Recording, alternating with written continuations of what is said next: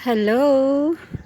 Ayan, bagong dilig po itong labanos. Ayan, kasi napakainit po talaga ng panahon natin ngayon.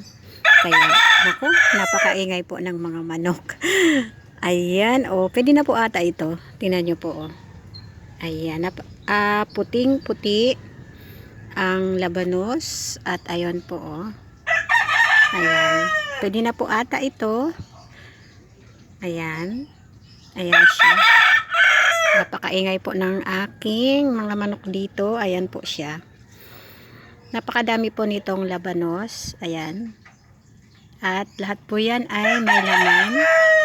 Ayan, napakainit na po talaga. Alam mo po, wala pa po 8 o'clock. Nasa 7 o'clock pa lang po ng umaga ngayon. Pero napaka init na po. Ayan, napaganda po ng tubo ng labanos dito. At ito po ay pichay. Tingnan nyo naman. Ang ganda nila. Ayan.